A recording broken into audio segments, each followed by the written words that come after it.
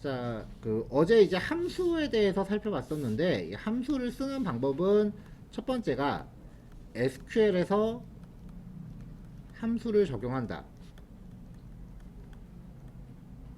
그러면은 데이터베이스에서 이제 값이 백엔드로 넘어가고,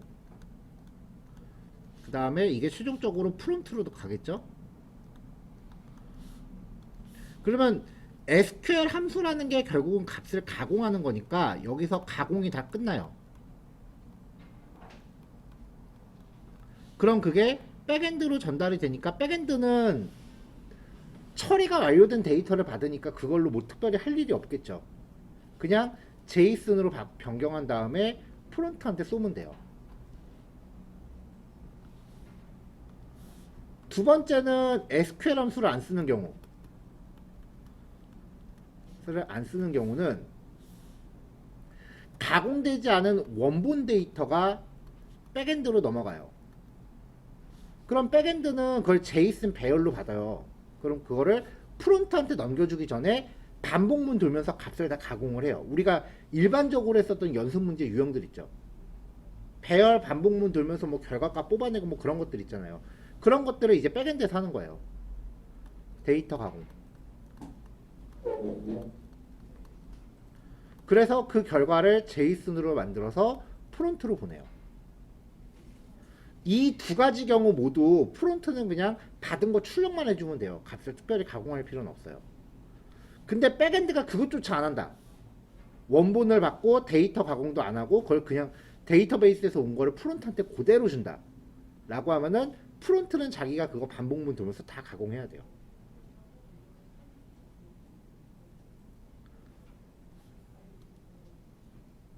자, 어떤 게 좋을까?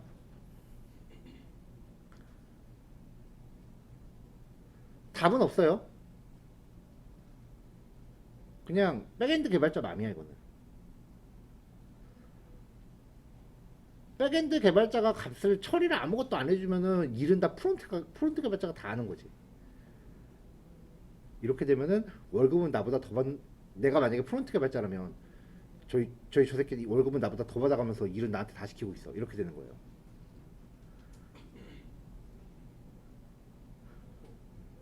근데 대부분의 경우 요 두 가지 케이스에 대해서는 백엔드 개발자의 취향 문제예요. 대부분 이렇게 다 하고요. 프론트가 데이터를 가공하거나 그런 경우는 거의 없어요. 웬만해서는. 그래서 어제 했던 얘기가 프론트 개발자한테는 알고리즘이 거의 안 들어간다라고 하는 게 주로 요 케이스를 쓰는 경우에 백엔드 개발자가 알고리즘 처리를 거의 다 해요.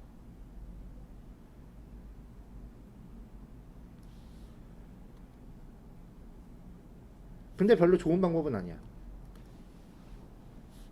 이게 베스트예요.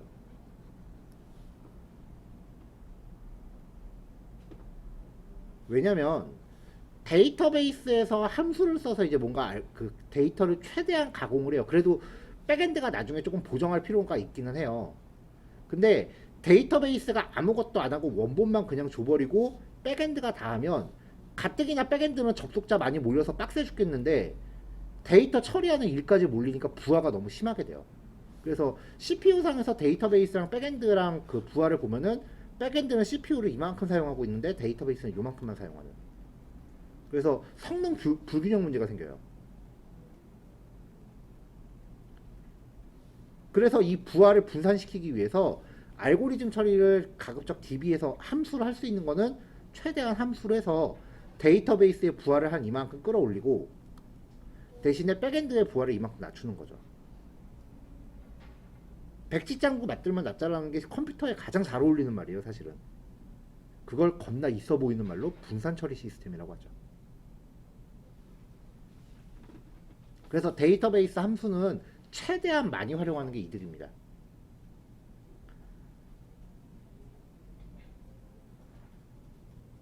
아마 오늘 수업 내용을 듣고 나면은 더 많이 쓰고 싶어질 거예요. 자, 한번 떠올려 보세요. 그동안 했었던 합계 구하기, 평균 구하기, 반복문으로 막 열심히 하는 그런 처리들 있죠. 자, 예를 들어서 지금 우리가 하고 있는 게 디파트먼트 프로페셔널 스튜던트 이거잖아요. 이 데이터를 그 여태까지 그동안 뭐 학생의 평균 몸무게를 구하시오. 그러면 우리는 리액트에서 리덕스 갖다 놓고 리덕스로 제이슨 서버에서 데이터 가져온 다음에 그거를 리듀스 함수로 반복문 돌면서 합계 구하고 평균 구해야 되면 배열의 길이를 또 나누고 이런 그 처리 루틴들이 있죠. 한번 떠올려 봐요. 수업 들어가기 전에 그 끔찍했던 시간들을.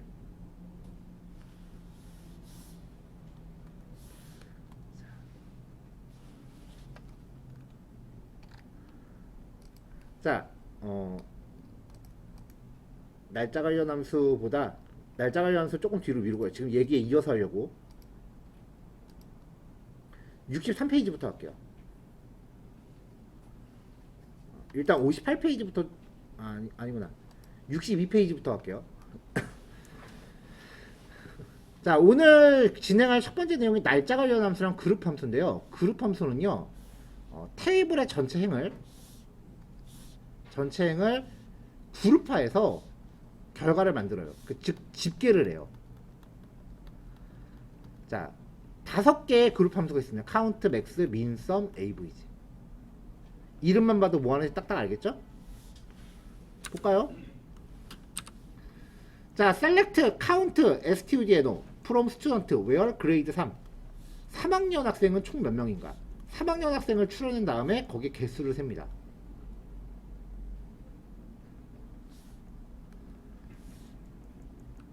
자, 개수 세는 거에 대한 그 특이사항.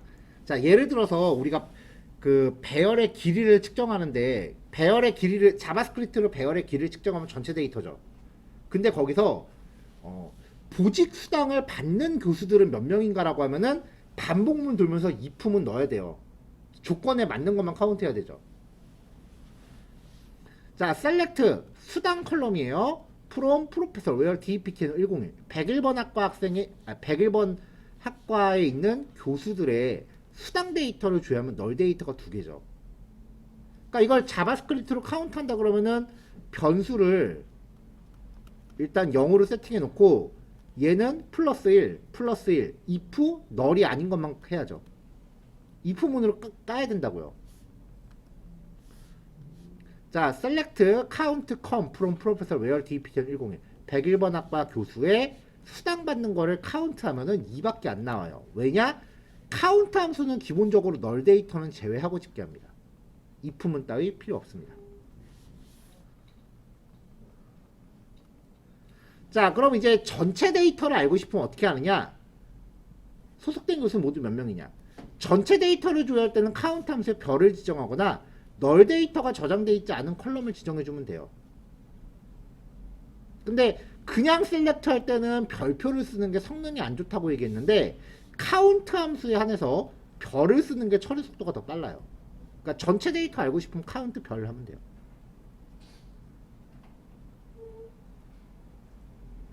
자, 특정 컬럼에서 값이 존재하는 것만 알고 싶을 때는 여기에 컬럼 이름, 널 데이터 빠진다. 전체 데이터 행을 알고 싶으면 그냥 별. 자, 자매품 select max 컬럼 이름. 그럼 이 컬럼의 최대값을 반환합니다.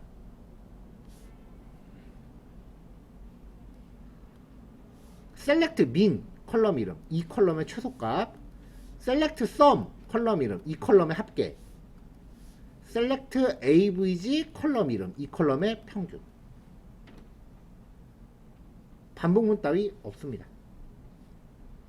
그래서 실제로 합계 평균 뭐 이런 거 우리 열심히 연습 문제 했었잖아요. 근데 실제로 이제 실무 개발하면은요 그거 1도 안 써. 사실은 SQL로 다 때려요 진짜.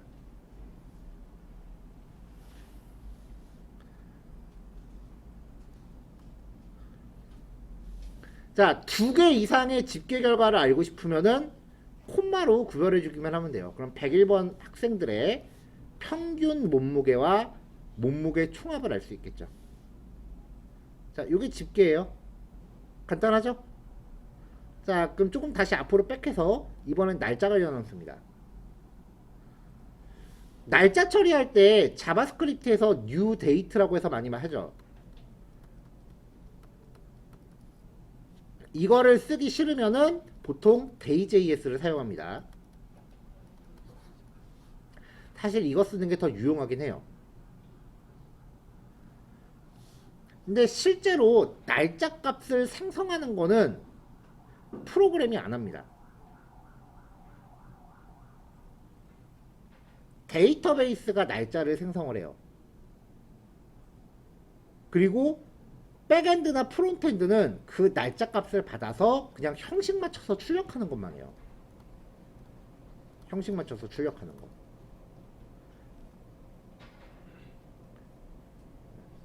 자, 여러분들 혹시 서버 증설한다는 얘기 들어봤어요? 뭐 게임 같은 거에서는 종종 있어요. 접속자가 몰리면은 이제 서버를 증설을 해요.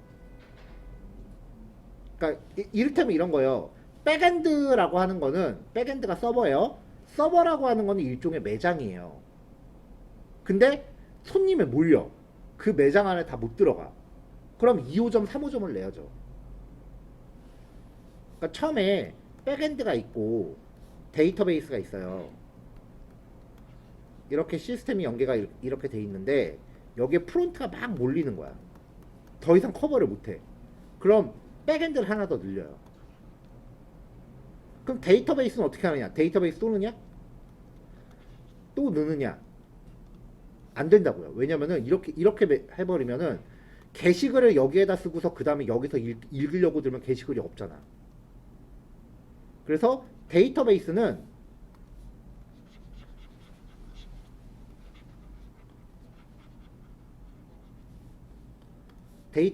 이렇게 유지를 해요. 그러면 이 백엔드를 통해서 게시글을 저장해도 읽을 때 이렇게 갈 수 있는 거죠. 데이터가 공유가 된다는 거예요. 그래서 보통 백엔드가 가동되는 시스템은 저가형 하드웨어를 여러 개 물려요. 분산시키는 게 더 이득이기 때문에.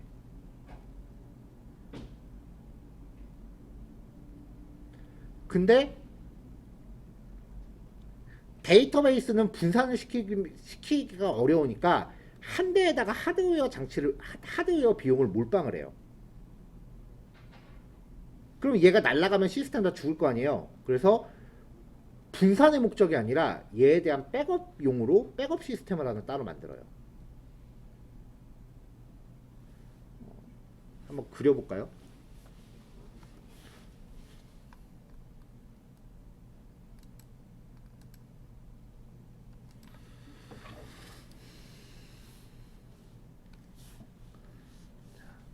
데이터베이스가 있어요.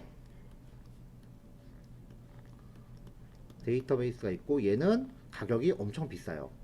이거를 그 메인 데이터베이스가 있고요. 그 다음에 얘가 뻥 났을 때 대신 사용하기 위해서 백업 시스템을 하나 놔둬요. 카카오가 이거 제대로 안 돼 있어서 이번에 꽤나 욕 많이 먹었죠? 백업 데이터베이스를 만들어요. 이 백업 데이터베이스는 이 메인 데이터베이스랑 통신을 한다기보다는 정기적으로 동기화를 해요.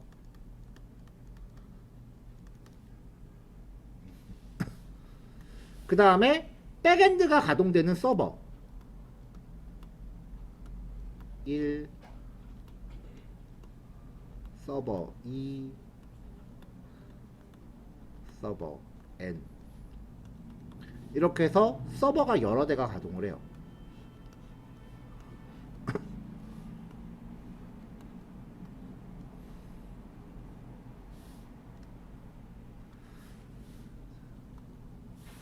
자, 보통 이게 일반적인 시스템 구성이에요. 여기에 조금 더 이제 복잡하게 간다, 좀 더 돈이 많은 회사다라고 하면은 여기에 파일 서버라고 하는 걸 넣어요. 업로드된 파일을 또 별도로 보관하기 위해서.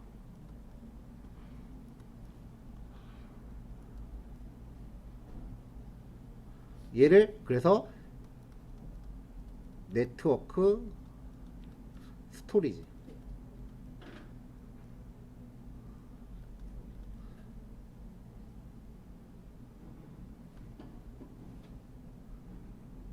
중간에 뭐가 있는데 무슨 글자인지 모르겠다. 그래서 얘를 통칭 나스라고 해요. 가정용 나스라고 들어보신 분들 계실 거예요.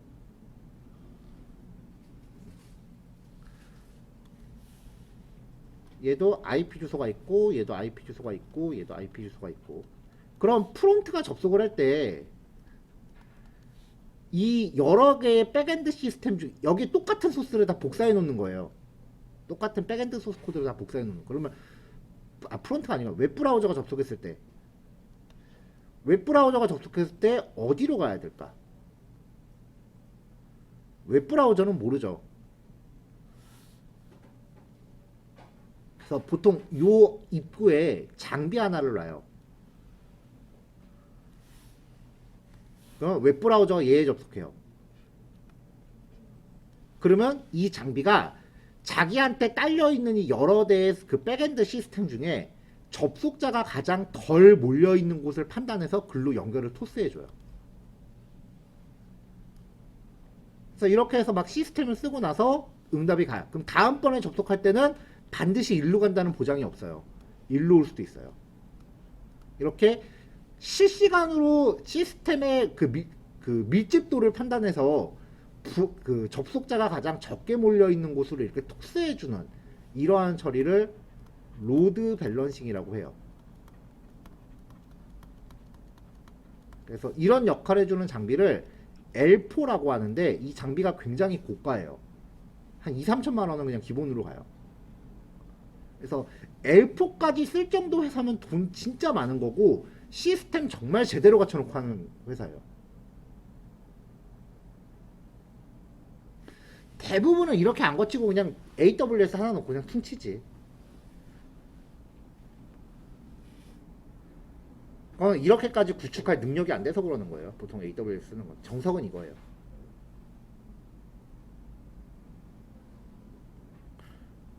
아마 전공하신 분들은 모르긴 몰라도 제가 그린 이 그림 한 번 이상 봤을 거예요. 분명히 봤어요. 안 봤을 리가 없어. 보통 이제 네트워크나 아니면은 그 운영체제 뭐 이런 과목에서 나오는데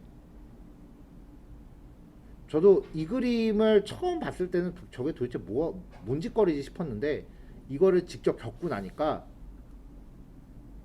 그냥 컴퓨터 이때부터 이거를 겪고 나면은 지금은 내가 하는 게 그냥 내 컴퓨터 안에서 돌아가는 소스 코드 한 조각이지만 이런 그 거대하게 엮여있는 이 아키텍처를 겪고 나면 내 컴퓨터에서 돌아가는 소프트웨어가 아니라 전체 시스템을 이제 염두하고 코딩을 하게 돼요. 그러니까 프로그램을 보는 시각이 바뀌어요.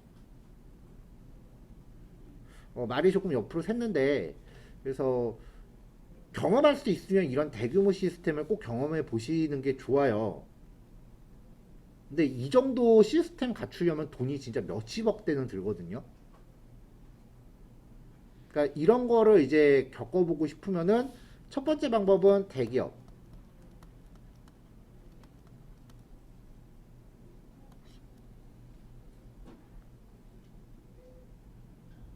근데 대기업은 뭐 흔히 요즘은 지금 이제 네이버랑 카카오도 대기업이긴 하니까 걔네 빼고 나서 우리가 일반적으로 말하는 대기업들은 전산직으로 취업해도 코딩 안 해요. 하청 주지. 그래서 하청 관리만 해요. 진짜 한 2년 넘게 다니면 사람 바보 되는 기분이에요. 개발자로서 대기업은 솔직히 진짜 별로 추천하고 싶지 않아요. 내가 안정적인 생활을 원한다라고 하면은 모르겠지만 개발자로서의 보람이나 그런 건 1도 없어요.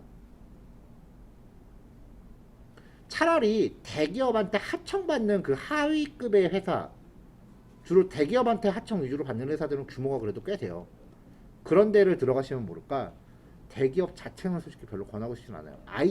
그 개발자로서의 삶은 분명히 급여라던가 뭐 그런 것들은 대우가 더 좋기는 해요. 하지만 내 커리어 관리에는 별로 도움은 안 돼요.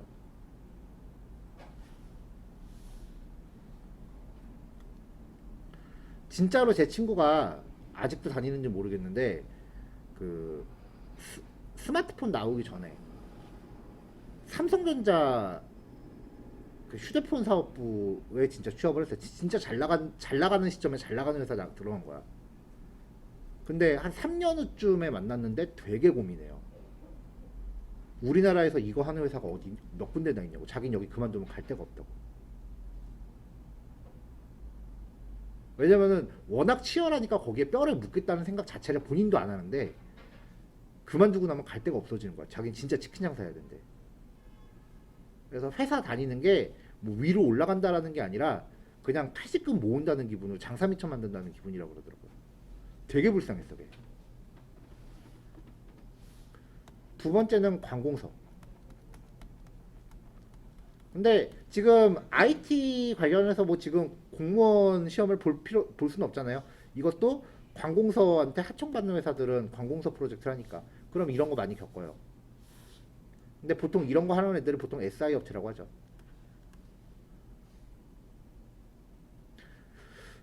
일반론으로 SI 업체에 취업하는 거를 다들 비추해요. 왜냐면 일단 마음 다치고 비정규직 비정규 파견직 아니야.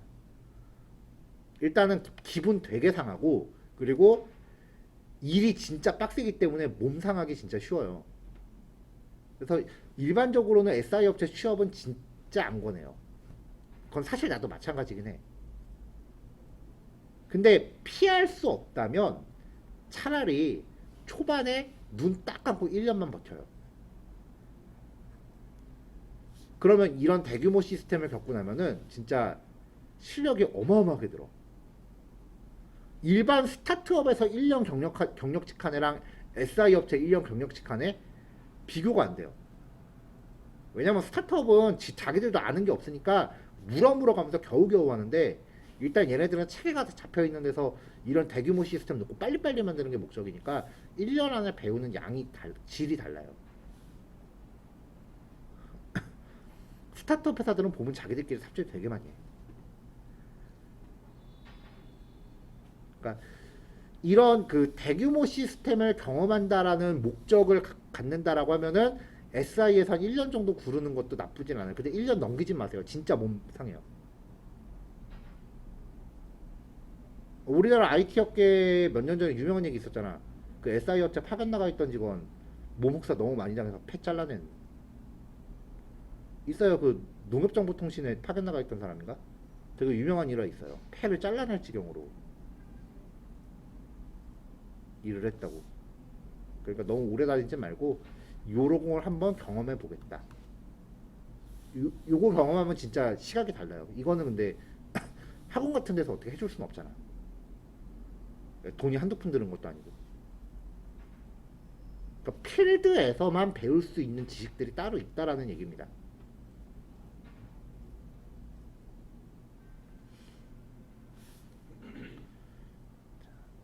자, 다시 원래 얘기로 돌아와서요. 만약에 우리가 시간 값을 만들어내는 거를 자바스크립트에서 담당을 한다라고 하면 이 컴퓨터랑 이 컴퓨터랑 이 컴퓨터 간의 시간 값이 미묘하게 달라지면 여기에서 만든 시간이 여기에서 만약에 A라는 시점을 만들면 두 번째 서버에서는 그 시점이 아닐 수도 있다는 거예요. 시계가 미묘하게 다르면. 예를 들면 이럴 수 있어요. 얘는 아시아 서버고 얘는 유럽 서버 유럽 쪽에 있는 서버고 얘는 뭐 미국에 있는 서버다. 그러면 시간대가 다를 수밖에 없거든요. 그러면 이쪽에서는 분명히 오후 3시에 글을 작성했는데 여기에는 새벽 2시에 작성되고 막 그렇게 보일 수도 있기 때문에 시간값은 중앙에서 한 군데서 만들어야 돼요. 그래서 시간은 보통 데이터베이스가 생성을 해요. 여기서 생성하면 똑같이 가니까 한 군데서 만드는 거니까. 그래서 시간을 생성하거나 시간을 계산하거나 그런 거는 코딩으로 하기보다는 데이터베이스라는 게 신뢰도가 더 높습니다. 이 얘기를 하기 위해서 요 그림을 그리다가 다른 얘기까지 한 거예요. 자, 분산 처리 시스템하고 L4라는 얘기는 꼭 기억하세요. 로드 밸런싱하고.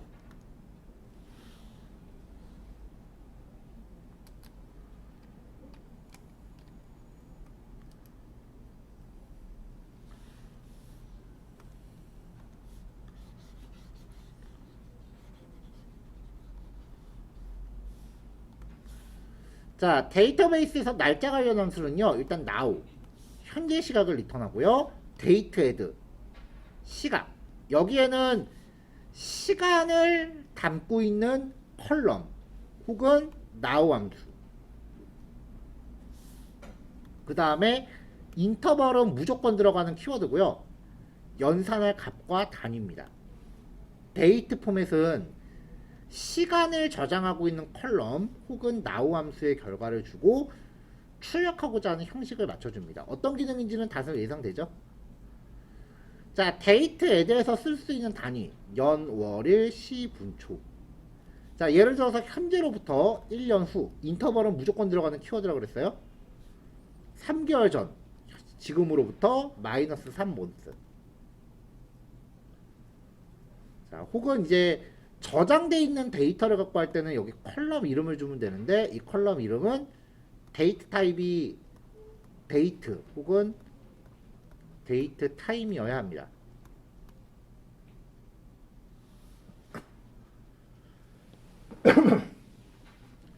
자, 인터넷 연결이 불안정하다고 또 떴습니다. 나머지 설명 얼른 하고 실습합시다.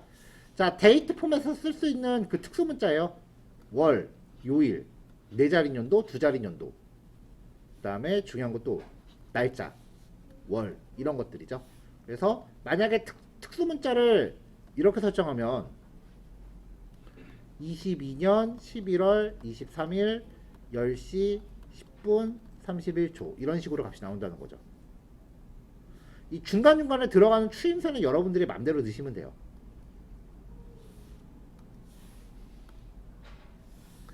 자, 시스템에서 단순하게 현재 시각만 조회할 때는 뒤에 테이블 지정 안 합니다. select now 하면은 현재 시각 나오고요. 자, select date add 지금으로부터 100일 후 그럼 100일 후 시간. 그 다음에 지금으로부터 7일 전. 출력 결과는 이거랑 당연히 다르겠죠. 오늘은 2022년이니까.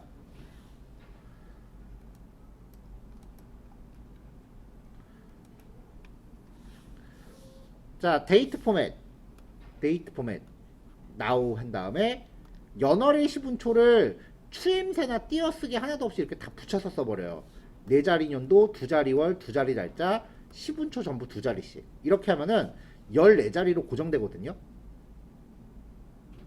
그럼 이거를 이제 백엔드나 프론트한테 주면은 백엔드나 프론트는 이거를 서브 스트링으로 잘라서 써야겠죠. 옛날에는 이렇게 해서 많이 썼는데 요즘은 데이.js가 있어서 굳이 이렇게 따닥따닥 붙이진 않고요. 이런 식으로 그냥 편하게 값을 만들어서 프론트한테 줍니다. 자, 날짜 함수 뭐 여기까지네요. 보통 날짜 함수는 데이터 저장, 수정 이런 거 할 때 사용을 해요.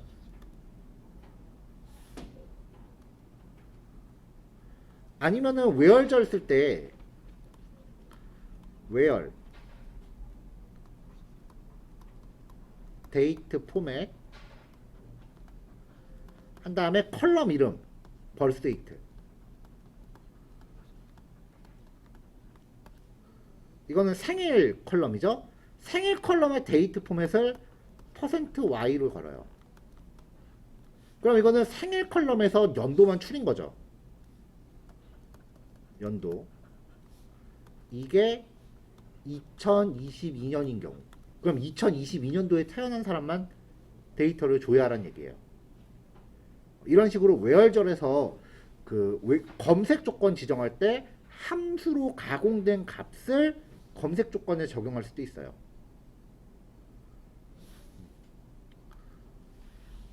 자, 쓰임새가 되게 다양합니다. 자, 요거 실습들 하시고요. 연습 문제 2개 있어요. 여기 조금 전에 했던 게 요 연습 문제 힌트 드린 거니까 요거 한번 해보시면 되고요. 네, 요것도 구현해 보시면 되겠습니다. 실습을 어떻게 들어야 되나 시간을?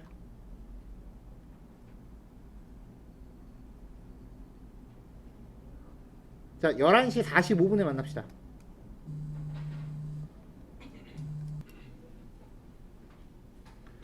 자, 다음 내용은 이제 아까 봤었던 집계 함수에 이어지는 부분인데요. 여기부터 이제 SQL이 조금 난이도가 올라가기 시작을 해요. 그룹 조회라고 하는 겁니다. 그룹 조회 기능을 간단하게 요약하면은요. 지금 우리가 하는 게 뭐 101번 학과의 뭐 교수 급여 뭐 이런 식으로 데이터를 조회하잖아요. 그쵸? 여기 앞에 뭐뭐별이라는 수식어가 붙는 거예요. 예를 들면은 연령대별 이렇게 하면은 101번 학과의 교수를 연령대별로 그룹을 짓는 거죠. 이런 식으로 뭐뭐별이라고 하는 수식어가 붙는 게 그룹 조회예요. 들어가 봅시다. 자, 그룹바이라고 하는 절을 씁니다. 그룹바이 절은요, where절하고 orderby절 사이에 들어가요. select, where, group by, order by 이 순서 다 지켜야 돼요. 자, 이 텍스트가 말이 좀 어려워요. 일단 천천히 뜯어볼게요. 그룹 바이로 이제 그룹핑을 하기 전에 where절을 써서 내가 원하는 것만 먼저 추려낼 수 있어요. where절은 검색 조건이잖아요. 그래서 그룹핑할 대상을 지정할 수 있다. 그룹 바이 절에는 반드시 컬럼 이름이 들어가야 되고요. 별칭은 못 써요. 자, 그 다음에 셀렉트 절에서 만약에 집계 함수 없이 컬럼 이름이 등장했다면 걔는 반드시 그룹 바이 절에 들어가 있어야 돼요. 근데 반대로 그룹 바이 절에 나열된 컬럼은 셀렉트 절에서 굳이 명시하지 않아도 돼요. 셀렉트 절에서 그룹 함수를 쓰게 되면은 그룹 바이 절에서 나눈 그룹 안에서 집계를 수행합니다. 요게 핵심이에요. 이걸 이제 코드로 살펴보자고요. 자, 학과 번호로 그룹을 형성하면 여기 MySQL 그 두 번 있는데 이건 맥 버그예요. 가끔 이렇게 나올 때가 있더라고요. 자, 이렇게 학과 번호와 교수 이름을 출력했는데 학과 번호로 그룹을 형성해 보자고요. 그러니까 이게 똑같은 애들끼리 묶자는 거예요. 101번하고 202번은 한 개씩밖에 없어서 따로 선 안 그었어요. 그럼 이름은 어떻게 되느냐?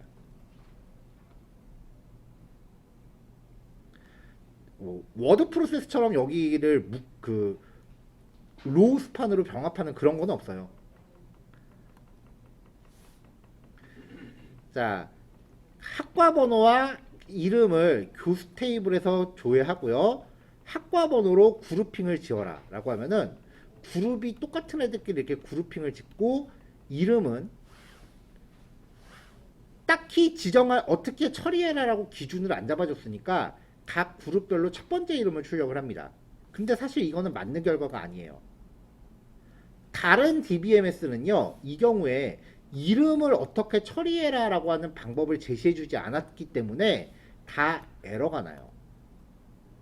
근데 MySQL 옛날 거는 이렇게 이름을 그냥 첫 번째 거를 찍어서 보여줬어요.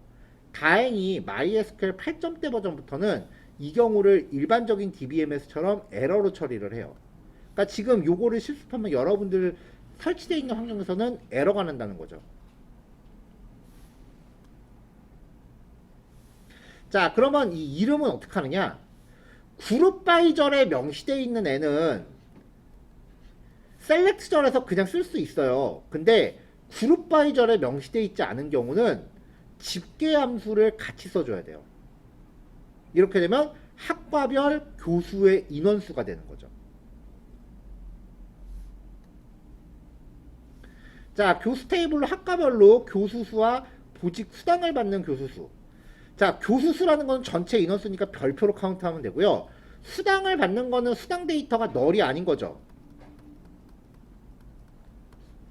집계 함수는 기본적으로 널 데이터는 빼고 집계하기 때문에 그냥 수당에 대해서 카운트 하시면 널은 자연스럽게 빠져요. 자, 교수에서 학과 번호로 그룹핑을 지어요. 그룹 바이에 들어간 거는 셀렉트 할 때 그냥 써도 되죠. 나머지 컬럼 별표를 쓴 거는 집계 함수, 수당도 집계 함수, 카운트. 그러면 101번 학과는 전체 4명인데 수당을 받는 사람은 2명이다. 이런 식으로 집계가 됩니다. 이거 반복문 돌면서 처리할 거 생각해 보세요. 안 쓸 이유가 없죠, SQL.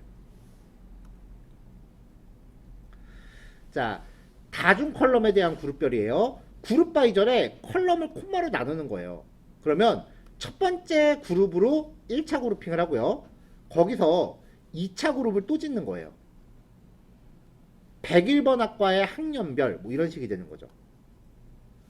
자, 전체 학생을 소속 학과별로 나누고 같은 학과 학생은 다시 학년별로 나누래요. 그러면은 그룹 바이에 학과와 학년이 들어갑니다. 자, 그럼 101번 학과 학생에 대해서 101번 학과 학생에 대해서 이제 학년별로 그룹이 또 만들어지는 거죠.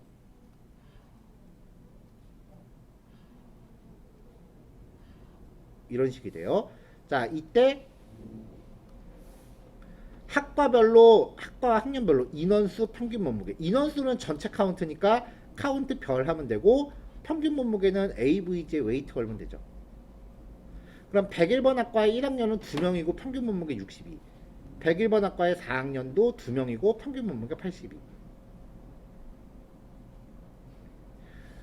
네, 이렇게 이제 집계하는 거를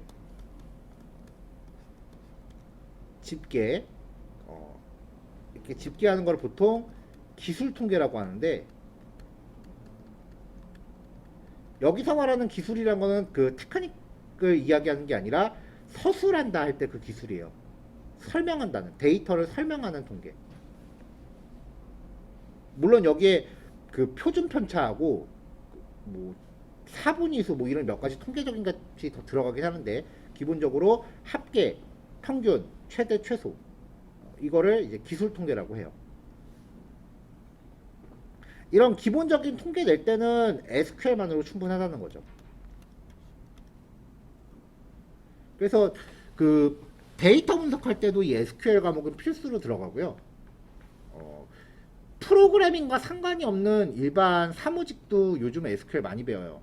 가끔 이제 일요일날 기업에서 학원을 통째로 빌려서 이제 직원 교육할 때가 있는데, 그럼 보통 거의 다 이제 학원에서 SQL을 강의를 해줘요. 은행권이 되게 많이 해요. 은행권 신입사원 교육에 SQL이 꼭 들어있어요. SQL은 그 직무를 떠나서 많이 해요, 진짜로. 자, 그 다음 해빙절. 얘가 조금 개념이 힘들어요. 외열절하고 비슷한 기능을 하는데 그룹 바이절에 대한 조건 검색이에요. 해빙절은 그룹 바이절 뒤에 오고요. 항상 그룹 바이랑 세트로 다닙니다. 해빙만 따로 다니질 않아요. 그러니까 그룹 바이가 만약에 if문 같은 거라면 해빙절은 거기에 대한 else 같은 그런 느낌이에요. 반드시 그룹 바이 뒤에만 와요. 근데 얘가 그냥 말만 놓고 보면은 조금 개념이 어렵거든요. 간단하게 요약해 줄게요. 자, 해빙절을 어떨 때 사용해야 되는지 보자고요. 학생 수가 4명 초과인 학년에 대해서 학년 학생 수 평균 몸무게를 출력해라. 단 출력 순서는 평균 키가 높은 순서부터 내림차 순으로 출력해라. 자, 이렇게 해서 지금 우리가 배운 것만 놓고 이야기를 해보면 셀렉트 학년.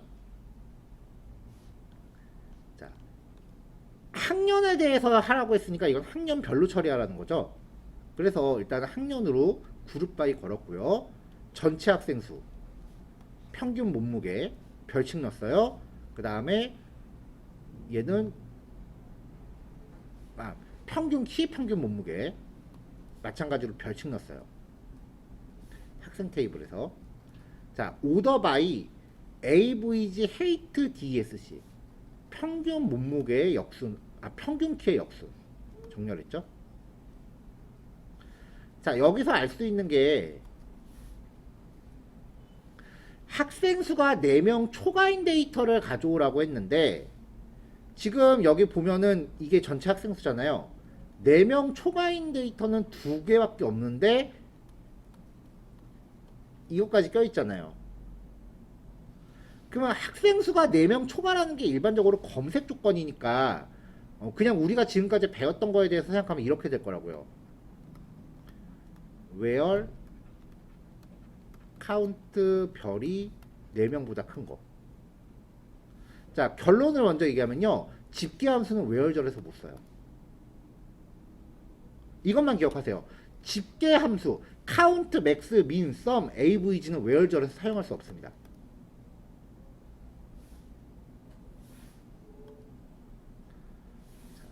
집계 함수에 대한 검색 조건을 지정할 때 having절을 써야 돼요. 그래서 having count 별이 4보다 큰 거. 요것만 기억하시면 돼요. 그럼 그룹 바이와 having절에 대한 관계가 명확해져요. 자, 요 예제 또 하나 숨어있는 얘기가 있는데요. 이 오더 바이를 걸 때 오더 바이 AVG에 대한 헤이트 DSC 이렇게 해도 정렬이 동작을 해요. 자, 그러면 셀렉트절에서 평균 한 번 내고 정렬할 때 평균 또 내고 그럼 벌써 평균 2번 들어가죠.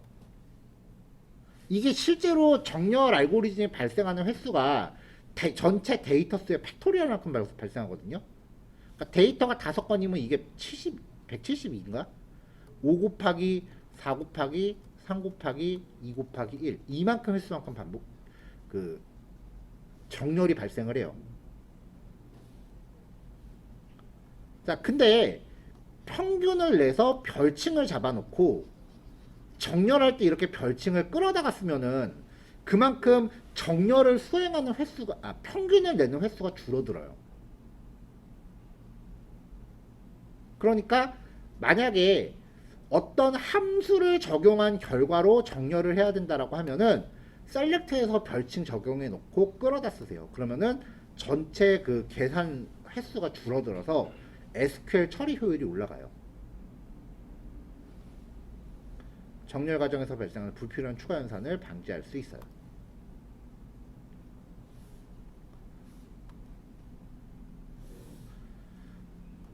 자, 동일 학과 안에서 학과 별이라는 뜻이죠. 그래서 그룹 바이 DPTNO 그 다음에 같은 학년별로 또 하라네요. 그래서 재학 중인 학생 수가 3명 이상 카운트한 데이터가 3 이상인 거죠. 그룹에 학과번호 학년 학생 수 최대 몸무게 학과번호 학년 얘네 두 개는 그룹 바이에 있으니까 그냥 썼고요. 학생 수 최대 키 최대 몸무게. 자, 근데 해빙절에서 별칭 쓸 수 있다 없다. 그룹 바이와 해빙절에서 별칭 못 써요. 그러니까 여기는 그냥 온 거야. 별칭을 따로 안 넣고. 자, 이런 식으로 집계를 합니다. 그러면 보통 이 집계 결과는 어떻게 들어가느냐? 자, 예를 들어서 그룹 바이 데이트 포맷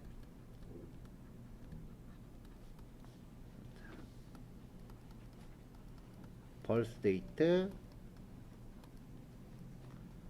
퍼센트 Y라고 하면은 연도 값이 똑같은 애들끼리 하겠죠.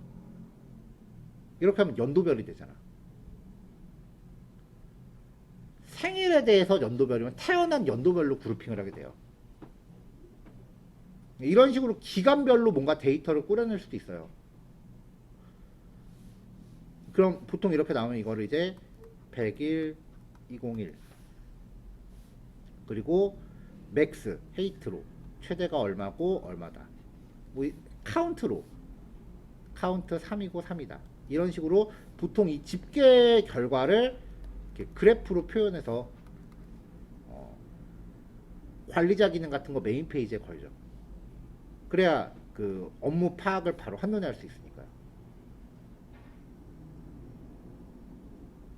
마케팅 회사 안에 뭐 마케팅 팀이나 뭐 경영 그 기획팀이나 뭐 그런 데서는 각종 통계 수치가 필요한데 그 통계 수치를 뽑아주는 게 개발자 역할이에요. 데이터베이스에 쌓여있는 값을 가지고 각종 통계를 내서 그걸 그래프화 시켜주는 거는 여러분들 업무예요. 원래 개발자가 그런 거 제일 많이 해요. 눈에 보이는 화려한 서비스 개발보다 더 많이 하는 게 이런 업무예요.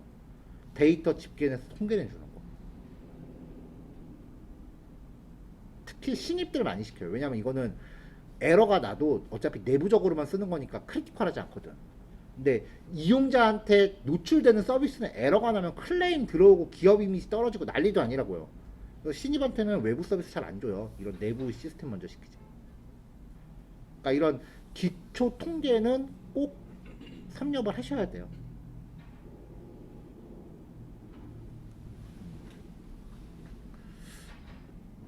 그 여러분들 들어오시기 전에 저 뭐냐 사전 평가 보셨나요 혹시? 근데 이번 사전 평가를 여러분들 그 한테 제시된 사전 평가에 제가 관여를 안 해서 사실 제가 중간에서 그 심사를 안 했는데 그 작년도 사전 평가에는 분산하고 표준 편차 코딩으로 분산하고 표준 편차 수학식 물어보는 문제가 있었어요. 사전 평가에. 그리고 그 사전 평가 70점 미만으로는 안 받았었거든요. 왜냐면 제가 생각하기에 분산하고 표준 편차가 중학교 2학년 수학이에요. 제가 생각하기에 중학교 2학년 수학까지는 반드시 필요하다고 생각을 해요. 코딩할 때. 아마 지금 당장은 와닿지 않아도 실무 들어가면 느낄 거예요. 진짜 거짓말 안 하고 내가 실무 2년 차에 정석 샀다니까 내 돈으로. 필요해서 정석 고등학교 때 한 번도 안 풀었던 정석인데 그 집합을 넘어가 본 적이 없는데 정석에서 첫 단원을 넘어가 본 적이 없는데 회사 2년 차에 필요했고 내 돈 주고 사서 다시 다 풀었다니까요. 그건 월급 받아야 되니까 풀게 돼요. 개발자 수학 진짜 많이 써요.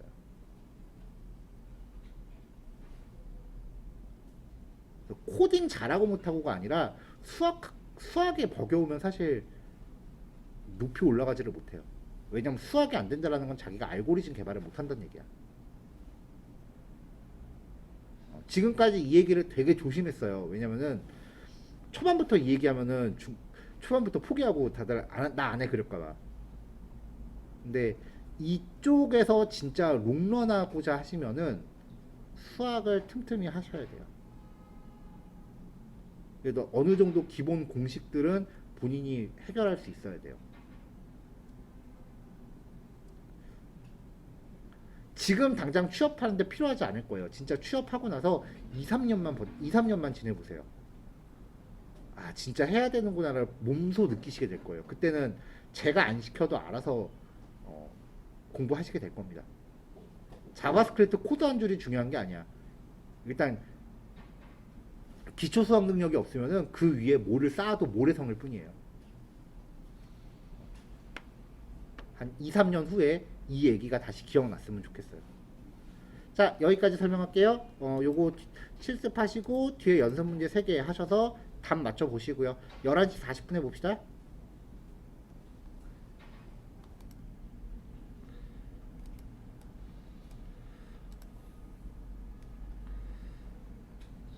폴더 창이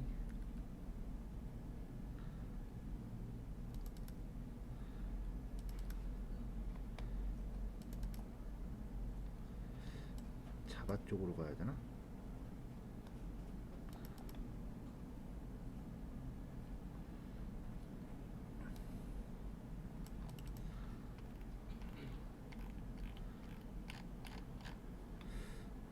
여기는 문제는 안 나오네.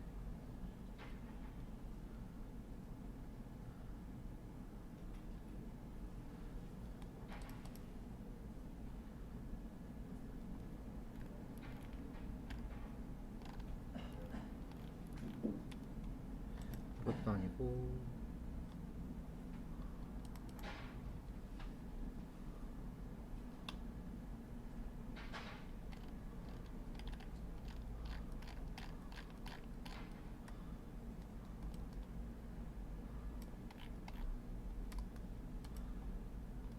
문제를 못 찾겠네.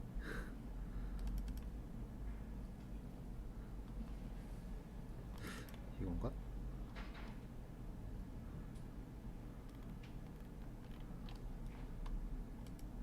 이것도 아니고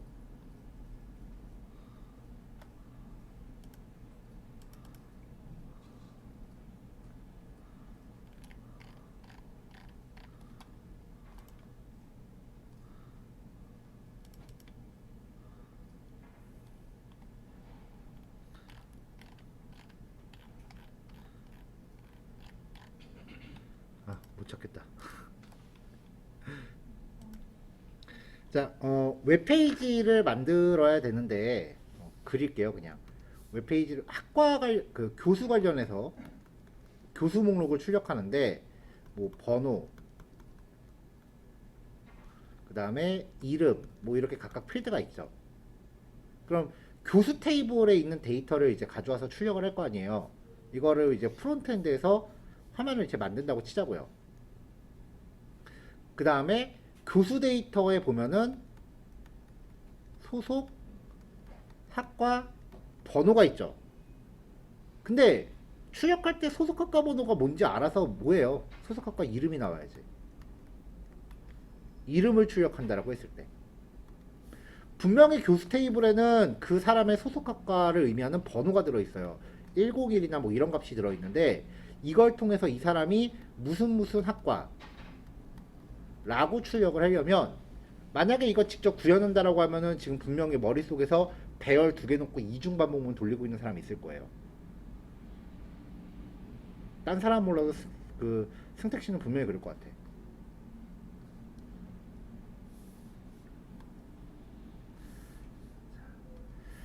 자, 교수의 소속학과 이름을 알아보려면 교수 테이블하고 학과 테이블에 이렇게 공통으로 포함되어 있는 학과 번호라는 값을 따라가서 이 사람이 101번 학과니까 101번 학과는 컴퓨터 공학과구나 이렇게 따라가서 유출을 해야 돼요.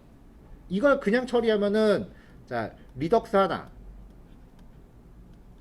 한 개, 그 다음에 리덕스 2개 해서 AJAX를 각각 끌어와서 일단은 요거 반복문으로 돌겠죠. 그리고 그 안에서 요 101번을 갖고 이거 반복문을 또 돌아서 찾겠죠. 그러니까 이중 반복문이 들어가야 돼요. 근데 누누이 말하죠. 알고리즘은 프론트엔드에 안 들어간다고.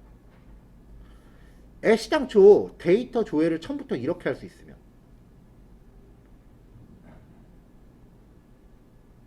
그러면은 굳이 프론트가 반복문 처리할 필요가 없잖아요. 자, 이렇게 2개 이상의 테이블을 결합해서 필요한 데이터를 조회하는 기능을 조인이라고 해요. 그러니까 데이터베이스를 잘 다루면 굳이 프론트가 이중반복문 돌면서 삽질할 필요가 없는 거죠. 그러니까 프론트 개발자가 삽질하느냐 안 하느냐는 백엔드 개발자 실력에 달려 있으니까요.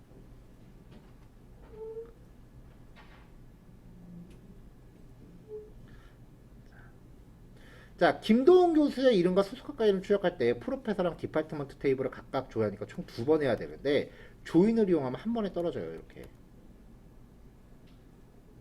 아니 그러면 아예 처음에 교수 테이블 만들 때부터 여기 옆에 학과 이름을 같이 저장하면 되지 않습니까? 라고 생각할 수도 있을 거예요. 데이터베이스는 그렇게 안 들어가요.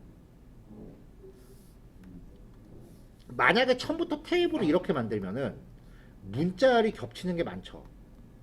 쓸데없는 용량 낭비가 돼요. 그래서 데이터베이스는요, 중복되는 값을 최소화해야 돼요. 그래야 성능도 올라가고 그 다음에 저장 공간도 절약이 된다고요.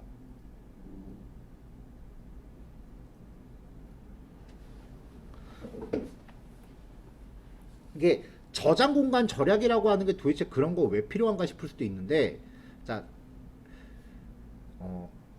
웹사이트에 가입된 이용자가 자기 프로필 사진을 업로드한다고 쳐봅시다. 요즘 핸드폰으로 사진 찍으면 대략 5메가 하죠.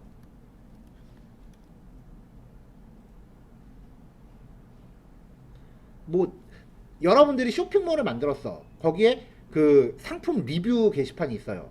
보통 리뷰 올릴 때 사진도 같이 올리잖아요. 리뷰하는데 보통 사진 몇 장 올려요? 한 3장? 2장? 3장? 자, 5메가 곱하기 3 하면은 15메가죠. 근데 그 상품을 구입한 사람 몇 명으로 할까요? 그 상품에 리뷰 쓴 사람 몇 명으로 칠까요? 한 10명 칠까요? 그럼 용량 얼마예요? 150메가죠. 상품 몇 개? 몇 개 팔고 싶어요? 10개라고 치면 벌써 1.5기가예요. 100개면은. 10.5기가예요. 아니 15기가가 되죠.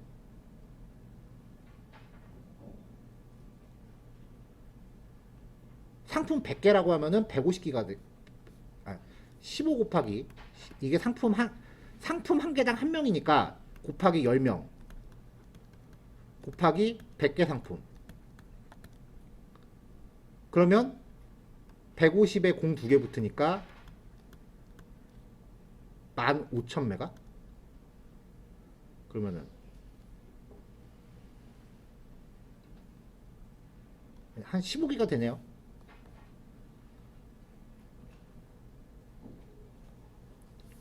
(15기가) 저장하려면 하드디스크 얼마짜리 필요해요?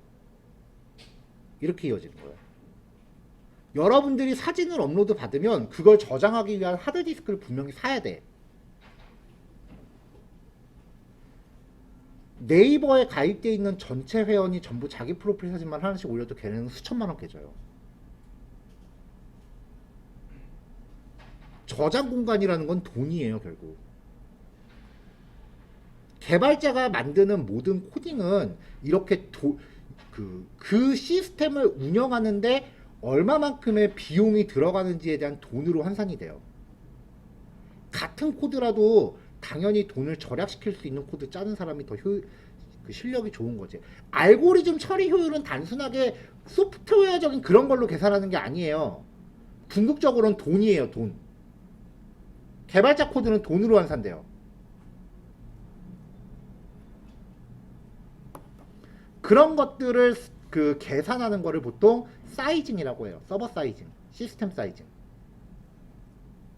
그 사이징하는 표준 공식이 한국 소프트웨어 협회에서 나와 있을 정도로 그 1년하는 하나의 학문이에요.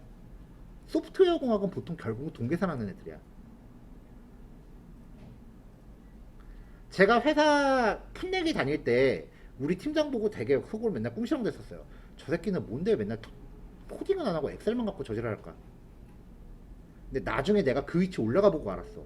아, 이게 진짜 어려운 거구나.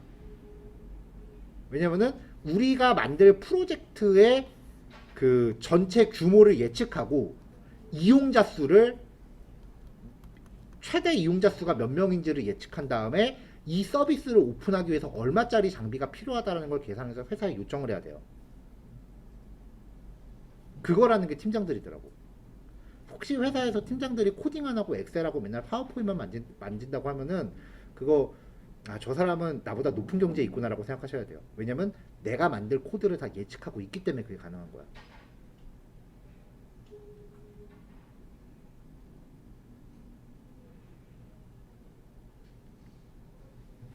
자, 다시 돌아와서요. 그래서 이런 시스템 자원을 절약하기 위해서 중복값을 최소화하는 게 데이터베이스 설계에서 목적으로 해야 되는 거예요.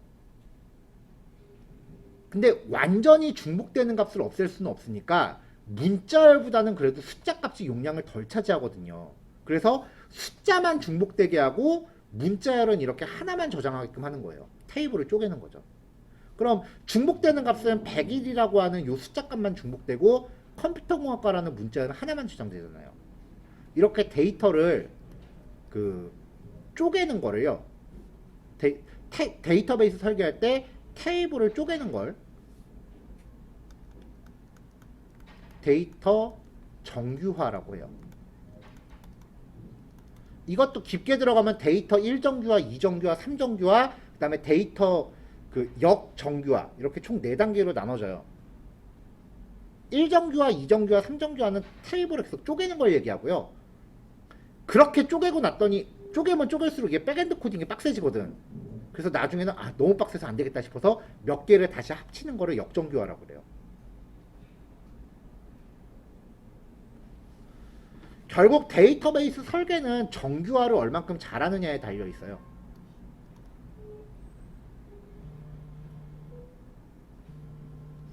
자, 학교에서 데이터베이스 배우신 분들 혹은 정보처리기사 시험 준비하신 분들 데이터 정규화라는 용어 분명히 본 적 있을 겁니다. 시험에 무조건 나옵니다.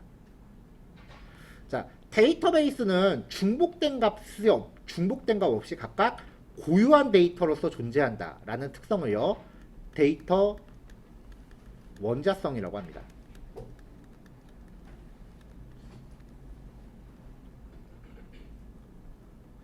분명히 학교 다닐 때 이런 용어를 들었는데 학교 다니면서 저게 도대체 뭐에 쓸모 있나, 나는 당장 코딩 배우고 싶은데 라고 하면서 되게 무시하고 졸업을 해요, 보통 전공자들이 다. 저도 그랬거든요. 근데 데이터베이스만큼은 이런 이론에서 나오는 것들이 실무에서 진짜 다 쓰여요. 이런 이론적인 용어를 실무에서 이야기하는 사람일수록 자기 직급 뒤에 무슨 장자가 붙어 있는 경우가 많아요. 과장, 부장, 팀장 등등.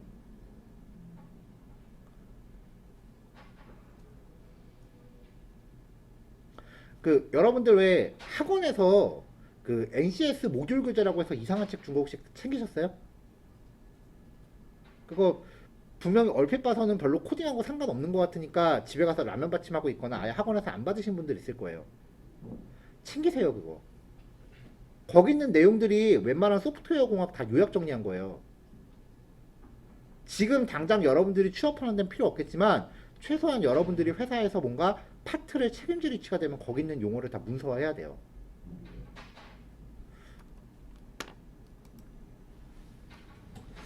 전에 보여준 적이 있었던 것 같기도 한데 내가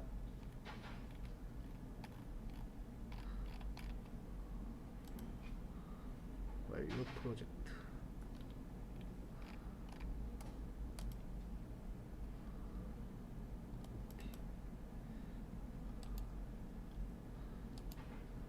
카톨릭 서비스 이거 진짜 오랜만에 보네.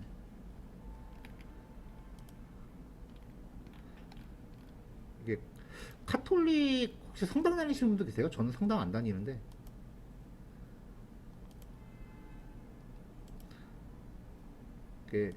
성당이 전부 교회는 그 각각의 교회들이 그냥 이를테면은 독립적인 사업체 같은 건데 비유를 사업체로 할게요.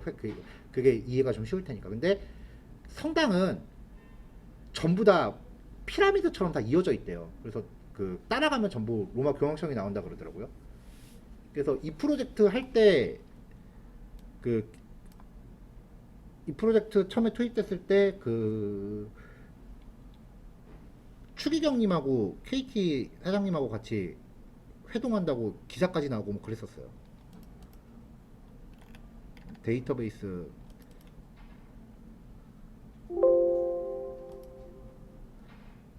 데이터베이스 테이블 설계도 뭐 이런 거고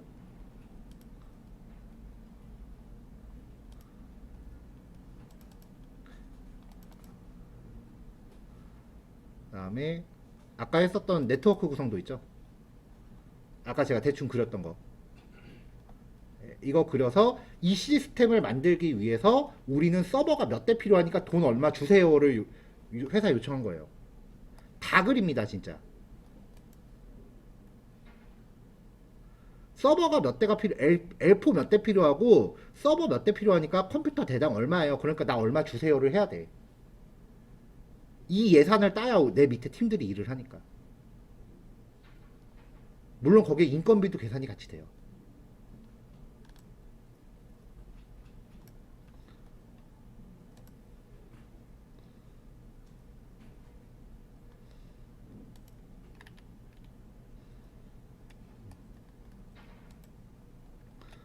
데이터베이스 테이블 명세서고. 그래서 이때 이거 아직도 갖고 있어요. 그 카톨릭 성경 전서가 저한테 파일로 다 있어요. 이게 되게 구하기 힘들다 그러더라고.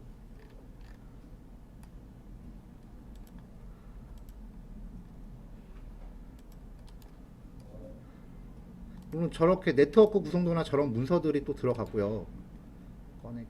좀 더 규모 큰 프로젝트가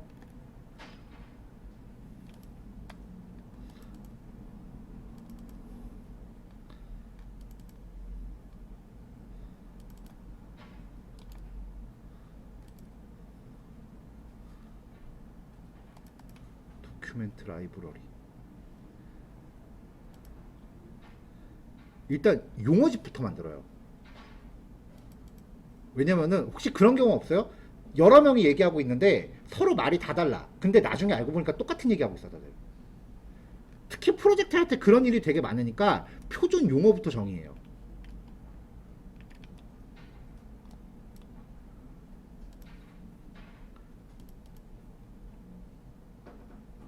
그리고 이제 처음에 제안서, 무슨 프로젝트 하겠다고, 우리 이런 거 만들고 싶습니다라고 제안서 작성하고,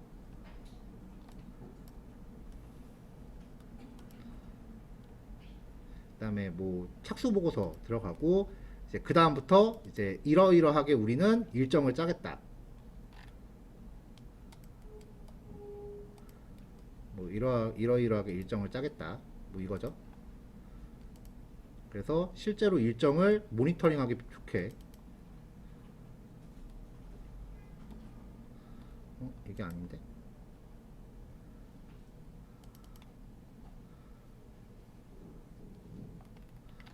네, 뭐 이런 식으로 이제 일, 뭐 어떻게 할 거다.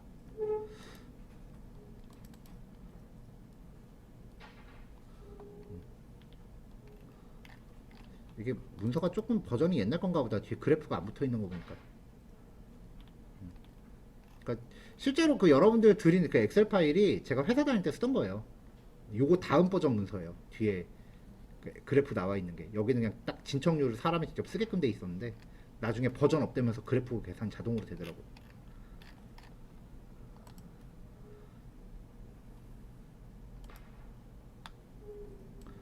뭐 회의록 같은 건 당연히 작성하니까 뭐 회의록 같은 거에 대해서는 조별로 활동 보고서 내는 걸로 이제 연습을 시켰고요.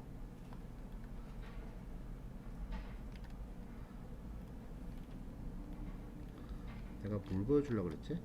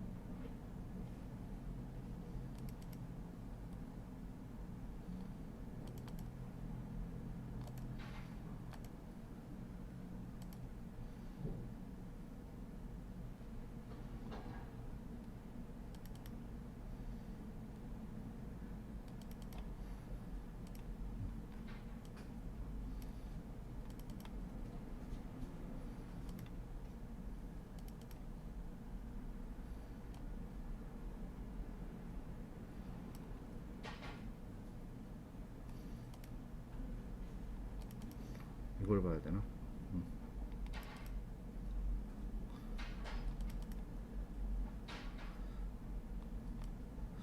아 이게 이미지가 아니네 다.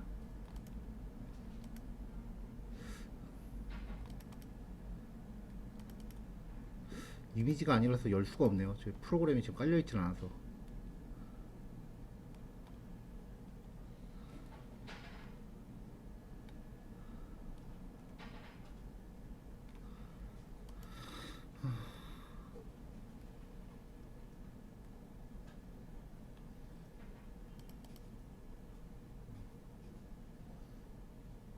자, 진짜 옛날 거죠. 쇼 들어간 거 보면. 일단은 뭐 스토리보드. 이것들은 각 조별로 지금 다 완성하셨죠? 네, 스토리보드 작성에 들어가고,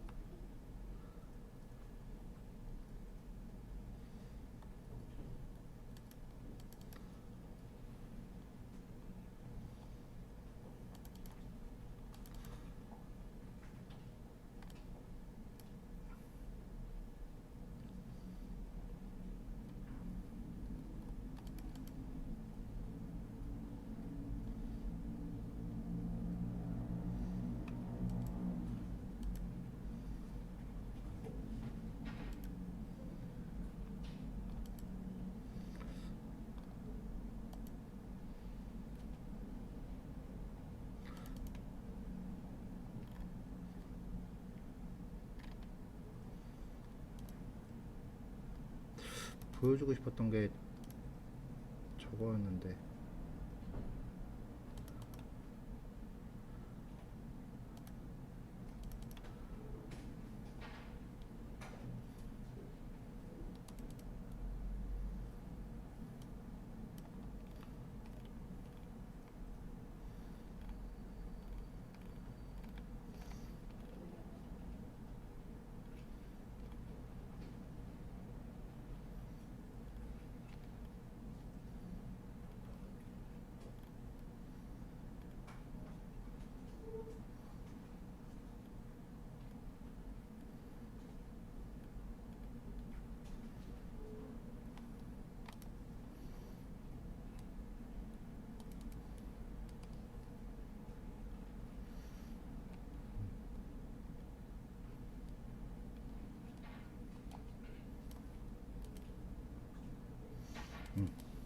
여기 찾았다.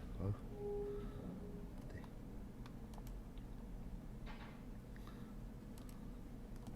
자, 대체 이렇게 짜요. 접속하는 콘텐츠 유형별로 평균 단위 용량이 얼마고 최소 얼마큼씩 사이가 있고 해서 뭐 최대 얼마만큼의 용량을 차지할 거다. 그 전송 용량은 이제 가입자 수에 따라서 얼마만큼씩 전송 용량이 늘어날 것이다.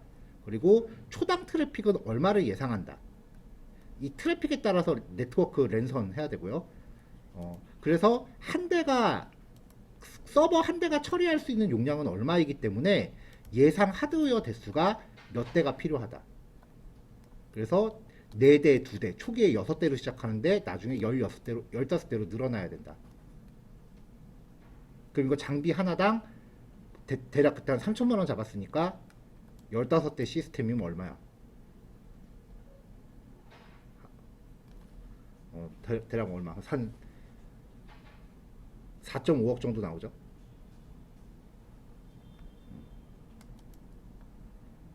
그리고 사용자들이 사진을 업로드할 때마다 예상 누적 사용량은 가입자 5만 명일 때 1.4TB, 가입자 10만 명일 때 74.6TB로 예상된다. 근데 이 서비스의 실제 사용자는 오픈하고 그해 연말에 90만 명이 넘었었어요.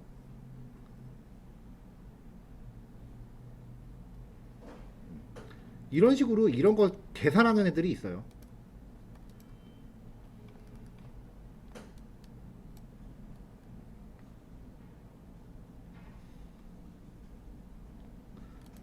기지국 관리.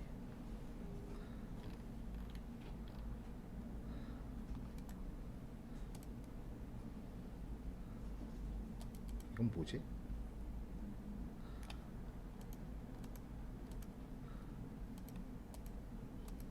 아, 출입증 어떻게 해라? 이런 것도 있었고. 그러니까 그 다시 원래대로 돌아가서요. 개발자 코드를 결국은 그것도 이제 그 부가가치를 만들어야 되는 거니까 그게 얼마만큼의 부가가치가 생산이 될 것인지, 그리고 그 부가가치를 만들기 위해서 얼마만큼의 그 자본금이 필요한지를 계산하는 사람들이 있다라는 거예요. 그러니까 여러분들이 만드는 코드는 사실 우리가 생각하기에는 얼마나 이쁘냐, 화려하냐, 얼마나 이용자가 많냐 그런 걸로 평가받는 것 같잖아. 근데 실제로 여러분들한테 월급을 주는 사람들은 경제가치로 판단한다고요. 얼마나 싼 비용으로 얼마나 많은 효과를 만들어낼 수 있느냐. 결국 개발자 코드는 다 돈이에요. 그 개념을 알고 코딩하는 거랑 모르고 코딩하는 게 달라요. 왜냐면 그걸 모르고 코딩하면은 코딩하면서 그냥 자기 이상에 젖어서 코딩해요. 자기가 하고 싶은 것만 하려고 그래요. 대체로. 근데 여러분들은 회사에 취업하는 이유가 여러분들이 하고 싶은 걸 하려는 게 아니에요. 여러분들한테 돈 주는 사람이 하고 싶어 하는 걸 대신 해주려고 취업하는 거예요. 그게 현실과 내 꿈? 희망? 뭐 이런 거 사이에서 좀 괴리감이 좀 올 수도 있는데 그런 것들에 대한 타협점을 잘 찾으셔야 프로가 돼요. 단지 그냥 아마추어 개발자에서 프로로 넘어가는 거는 돈이 개입을 한다라는 거를 이해를 하느냐 못하느냐 차이예요. 어쨌건 여러분들도 월급이라고 하는 그 대가를 받고 일하는 거잖아요. 그러니까 내가 하고 싶은 거를 쫓아가지 마세요. 물론 그거를 아주 무시할 수는 없지만 어느 정도 내가 하기 싫은 일이라 해도 월급에 그 통장에 찍히는 숫자 보고서 참을 줄 알아야 돼. 그러려면 부디 모두 돈 많이 주는 곳에 가길 바래요. 아, 훈훈하게 결론 냈다. 자, 이렇게 이제 타입을 두 개에서 합쳐서 가져오는 게 조인이에요. 자, 요거 얘기하면서 데이터 원자성 얘기했고 데이터 정규화 얘기했어요. 그리고 데이터 원자성과 정규화를 하는 이유는 결국은 운영비 감소 때문에 하는 거예요. 궁극적으로는. 자, 조인의 종류는요. 카디션 곱, EQ 조인, 이너 조인, 아우터 조인이 있습니다.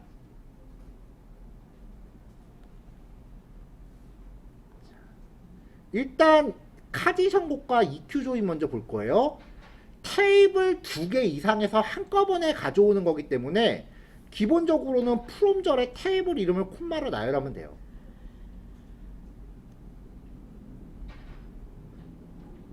조회하고자 하는 테이블의 이름을 콤마로 구분한다. 자, 이렇게 하면 양쪽에 똑같은 컬럼이 있을 때는 셀렉트절에 그냥 명시하면은 얘가 갈피 못 잡고 에러나요. 그냥 select deptno라고 이거 빼버리고 그냥 deptno라고 해버리면은 얘는 어느 테이블에 있는 deptno입니까? 라면서 에러가 나요. 그래서 양쪽에 똑같은 컬럼이 있다면 이런 식으로 테이블 이름을 앞에 붙여줘야 돼요. 점으로 연결하고요. 자, 이렇게 해서 데이터를 조회하면 자, 기본 예제 데이터에 대해서 조인을 했을 경우에 교수 테이블하고 학과 테이블이죠. 32건이 조회돼요. 왜 32건인지 보면 여기 남은혁 교수만 한번 보시다. 남은혁이라는 교수가 모든 학과에 다 소속된 것처럼 나와요. 이게 모든 사람에 대해서 다 발생해요. 연결 가능한 모든 경우의 수를 다 조합해버리기 때문에 발생하는 거고요. 이걸 카지션 곱이라고 해요. 카지션 곱은 여러분들이 구사해야 되는 스킬이 아니라 피해가야 되는 현상이에요. 그럼 카지션 곱이 왜 발생하느냐? 두 개 테이블을 연결할 때 조인 조건을 명시하지 않아서 그래요. 양쪽 테이블에서 한꺼번에 가져오되 어떤 값이랑 어떤 값이 똑같은 것끼리 매칭시켜라 라는 조건을 달아줘야 되는데 그걸 안 했거나 잘못 설정하면 그래요. 그래서 카지션 곱을 해결하려면은 조인 조건을 외열절로 적용합니다. 이렇게 조인 조건이 외열절로 들어간 걸 EQ 조인이라고 해요. 양쪽에 똑같은 데이터를 가져와라 라는 거죠. 그래서 테이블 1의 어떤 컬럼과 테이블 2의 어떤 컬럼이 같은 것끼리 연결해라 라고 웨어를 거는 거예요.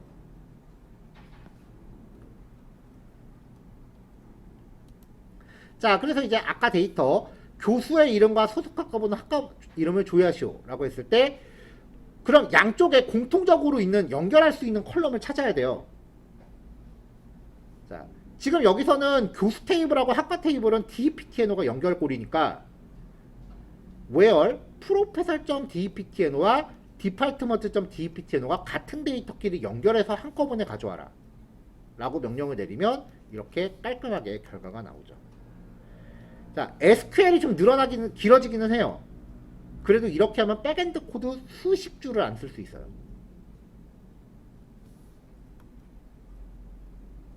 자, SQL이 좀 길어지면은 테이블 이름에서 별칭을 쓸 수도 있어요.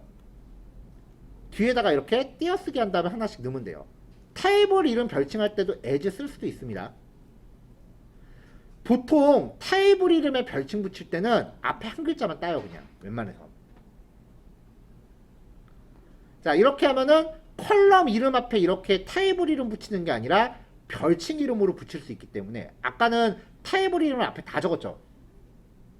그렇기 때문에 구문이 좀 짧아질 수 있습니다.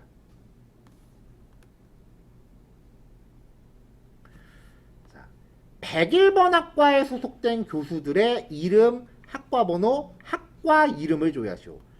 요거 두 가지는 프로페설 테이블로 커버가 되는데 얘는 디파트먼트로 가져와야 되죠.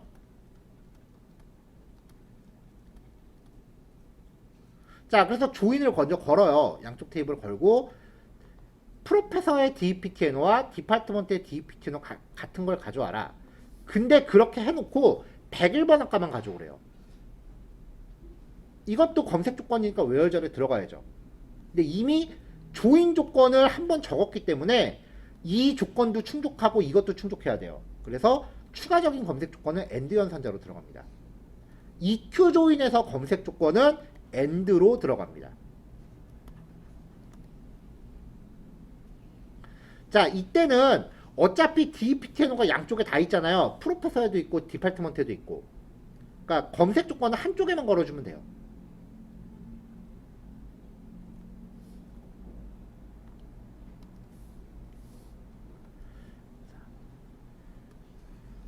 자, 교수 테이블에 101번 학과, 102번 학과, 201번 학과, 202번 학과가 있고요. 다음에 디파트먼트.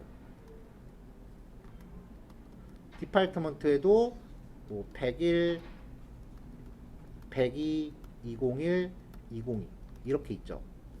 EQ 조인은 양쪽에 똑같이 동시에 존재하는 것만 추려내는 겁니다. 그래서 EQ 조인은요, 보통 이거예요. 자, 이게 뭘까요? 합집합이죠.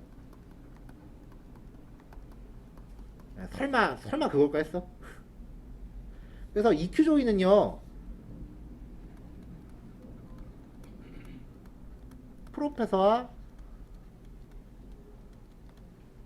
디파트먼트의 합집합으로 표기해요. 데이터베이스 특히 조인부터는 집합의 개념이에요.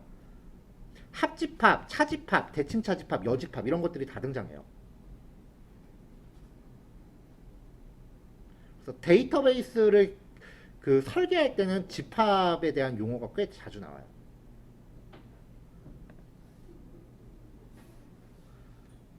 자, EQ 조인은 합집합입니다. 아, 미안해. 교집합이구나. 합집합은 아우터 조인이에요. 착각했다. 이거 교집합. EQ 조인은 교집합이에요.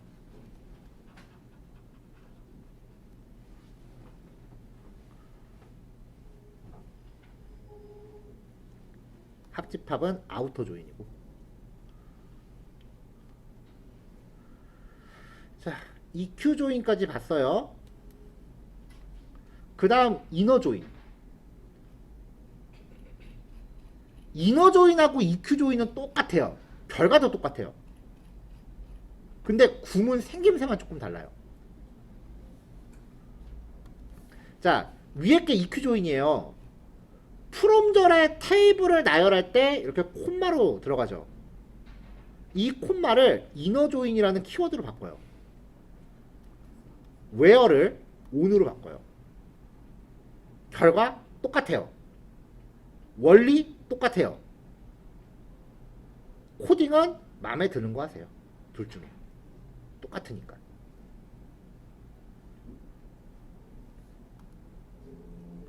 자, 교수 이름, 소속학과분 학과 이름을 이너 조인으로 조회해라. 아까 그 EQ 조인으로 할 때 from 프로페서 P, 디파트먼트 D, where P.dptno equal D.dptno 이렇게 했거든요. 여기서 이 콤마 대신에 여기 이너 조인 where 대신에 on이 들어간다 그랬죠. 그래서 from 프로페서 P의 이너 조인 디파트먼트 D on 조인 조건. EQ 조인이랑 똑같습니다. 자, 그러면 차이점을 한번 볼까요? 검색 조건이 들어갈 때. 아까 EQ 조인은 조인 조건에서 이미 where절을 등장시켰기 때문에 검색 조건을 and로 묶었죠. 근데 이너 조인은 on이라는 키워드로 이제 조인 조건을 따로 명시했기 때문에 검색 조건은 그냥 where절을 독립적으로 씁니다. 그러니까 이너 조인의 장점은 조인 조건과 그 다음에 검색 조건을 분리한다는 거예요.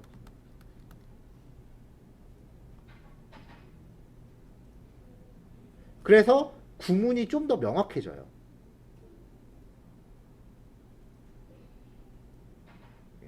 그래서 초보자들한테 좀 권장하는 조인이에요.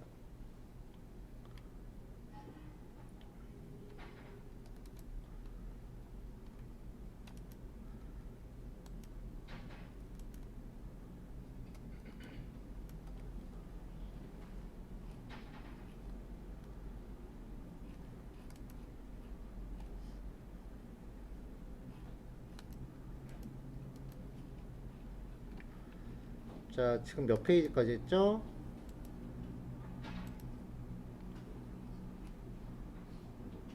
자, 지금 103페이지까지 했거든요. 여기까지 일단 실습하시고요. 그리고 연습 문제 1, 2, 3, 4가 여기까지 있는 범위예요. 그러니까 여기까지 내용으로 뒤에 연습 문제 1, 2, 3, 4가 돼요. 그리고 오늘 진도는 여기까지 할게요. 뒤에 나오는 아우터 조인은 조금 성격이 다르고요. 그 다음에 이제 지금은 테이블 2개 갖다 조인하는데, 조인은 여러 개 테이블이 등장해도 돼요. 3중 조인. 이때부터 머리 터집니다. 그래서 일단 오늘은 그냥 테이블 2개 갖고 거는 조인까지만 이야기를 하려고 해요. SQL이 진짜 길게 들어가면 인쇄했을 때 A4지 한 장이 넘어요. 지금 솔직히 이 정도 쿼리는 그냥 장난이야, 솔직히 말하면.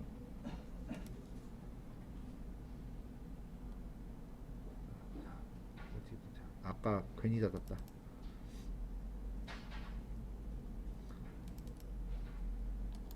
자, 아까 얘네들 이거 했던 거 다시 한번 보여드릴게요.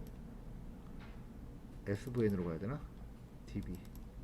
아, SVN이라고 하는 건 GitHub이 등장하기 전에 쓰던 시스템이에요. SVN 다음 게 GitHub이라고 보시면 돼요. Git이라고 보시면 돼요.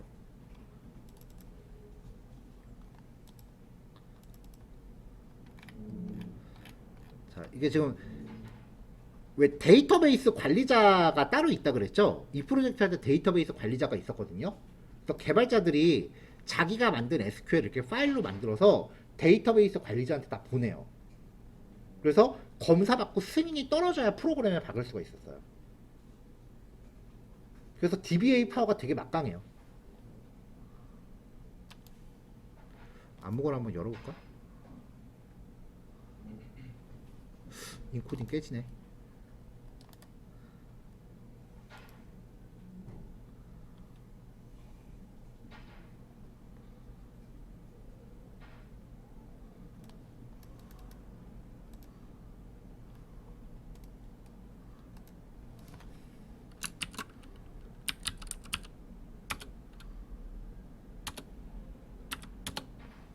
내가 짠 거구나.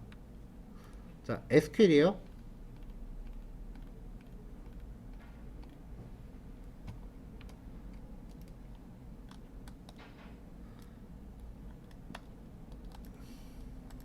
이것도 SQL이에요.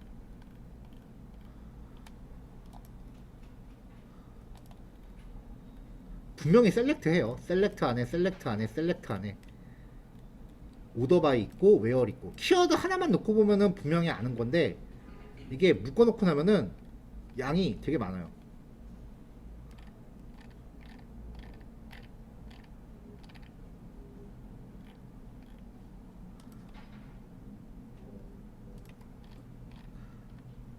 이때는 대리였네.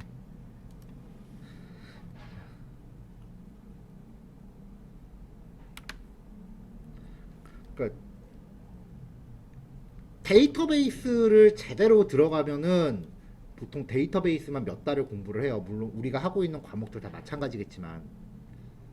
근데 항상 우리 수업에서 다루는 과목들은 이제 당장 써먹을 수 있는 거 위주로 단기간 안에 하는 거다 보니까, 사실 학원에서 배우는 수업 내용이 제가 아무리 노력을 해도 깊이가 있지는 않아요.